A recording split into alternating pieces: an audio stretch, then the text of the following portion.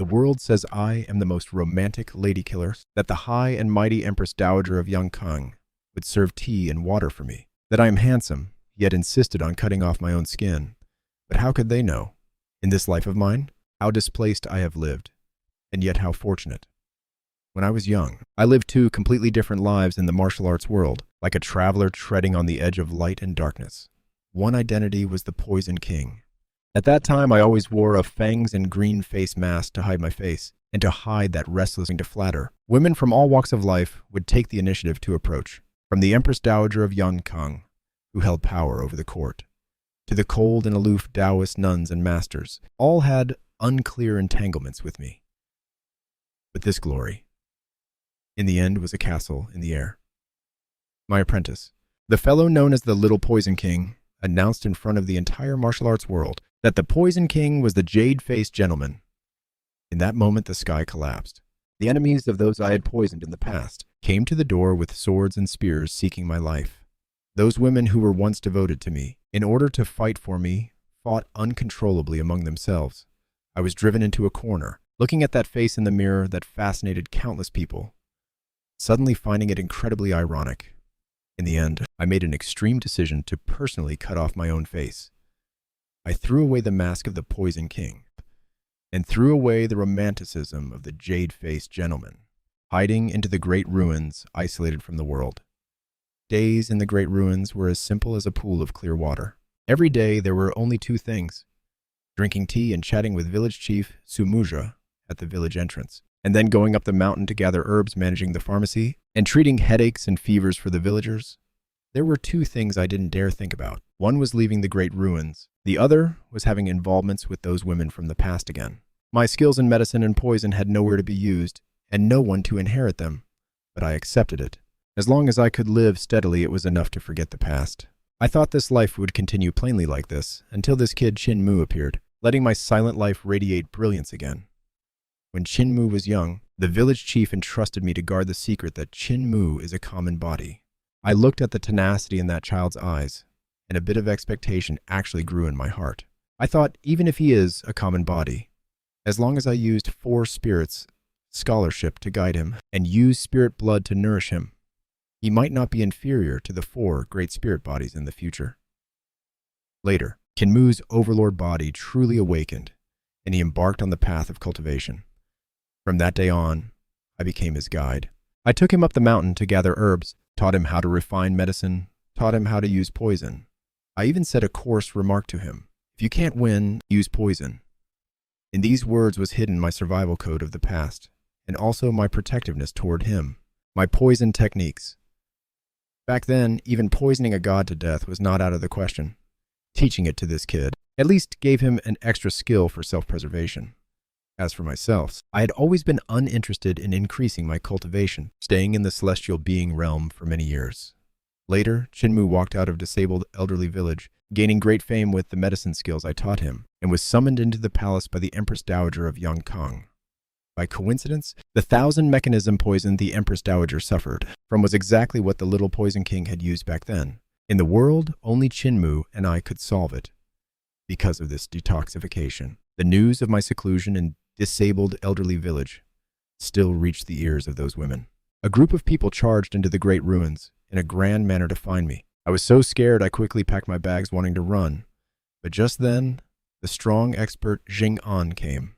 He wanted to take the godlike body parts of several elders in disabled elderly village and forced me to help solve the body's rejection reaction. I had no choice but to return to the great ruins. When I went back, those women were still there.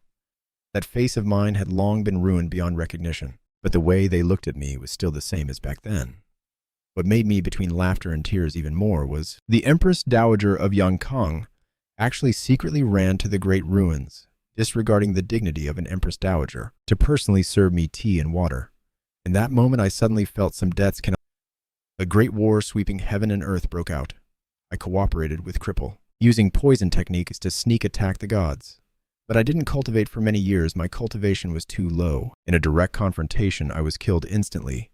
Fortunately, my physical body was still there. Qin Mu used soul retrieval to bring me back. After waking up, I realized how great a price disabled elderly village had paid. Young patriarch Taoist Ling Jing The old Taoist master, old Gala, and the village chief who had been protecting us all were gone. That day I sat at the village entrance, looking at the empty village. My heart felt as if a piece had been hollowed out. From then on, I changed. I either stayed at the Heavenly Saint Academy to preach and teach, or went to Fengdu to visit the deceased village chief. It was also during that time that I finally broke through the life and death divine treasure, reaching the life and death realm.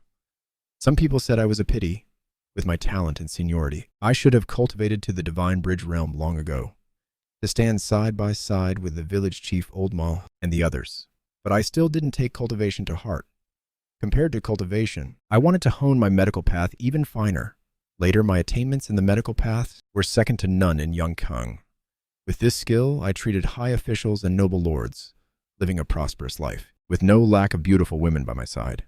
The enemies of the past feared my strength and connections, and didn't dare to come looking for trouble anymore.